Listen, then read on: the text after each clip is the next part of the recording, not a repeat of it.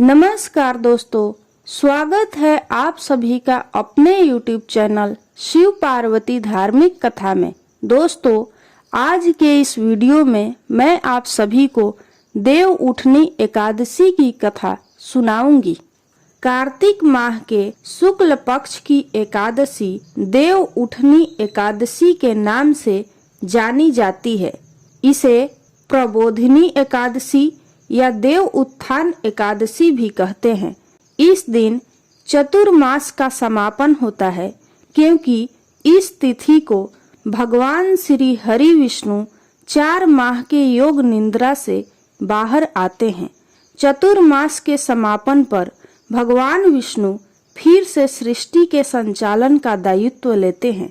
इस दिन भगवान विष्णु की पूजा करने और व्रत रखने का विधान है। देव उठनी एकादशी का व्रत रखने और भगवान विष्णु की पूजा करने से पुण्य की प्राप्ति होती है। इस दिन तुलसी विवाह का भी आयोजन किया जाता है। तुलसी विवाह कराने से दाम्पत्य जीवन की समस्याएं भी दूर होती है। तो आइए सुनते हैं देव उठनी एकादशी की व्रत कथा। एक राजा के राज्य में सभी लोग एकादशी का व्रत रखते थे। प्रजा तथा नौकर चाकरों से लेकर पशुओं तक को एकादशी के दिन अन्न नहीं दिया जाता था। एक दिन किसी दूसरे राज्य का एक व्यक्ति राजा के पास आकर बोला, महाराज, कृपा करके मुझे नौकरी पर रख लें। तब राजा ने उसके सामने एक शर्त रखी कि ठीक है, रख लेते हैं, किंतु रोज तो तुम्हें खाने को सब कुछ मिलेगा, पर एकादशी को अन्न नहीं मिलेगा। उस व्यक्ति ने उस समय हाँ कर ली, पर एकादशी के दिन जब उसे फलाहार का सामान दिया गया तो वह राजा के सामने जाकर गिड़गिड़ाने लगा, महाराज, इससे मेरा पेट नहीं भरेगा, मैं भूखा ही मर जाऊंगा, मुझे अन्न दे दो। राजा ने उसे शर्त की बात याद दिलाई, पर वह अन्न छोड़ने को राजी नहीं हुआ। तब राजा ने उसे आटा, दाल, चावल आदि दिए। वह नित्य की तरह नदी पर पहुंचा और स्नान कर भोजन पकाने लगा। जब भोजन बन गया तो वह भगवान को बुलाने लगा, आओ भगवान, भोजन तैयार है। उसके बुलाने पर पीताम्बर धारण किए भगवान चतुर्भुज रूप में आ पहुँचे तथा प्रेम से उसके साथ भोजन करने लगे। भोजन आदि करके भगवान अंतर ध्यान हो गए तथा वह अपने काम पर चला गया।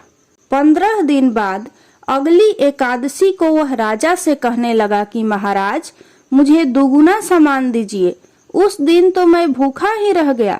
राजा ने कारण पूछा तो उसने बताया कि हमारे साथ भगवान भी भोजन करते हैं, इसलिए हम दोनों के लिए ये सामान पूरा नहीं होता। यह सुनकर राजा को बड़ा आश्चर्य हुआ।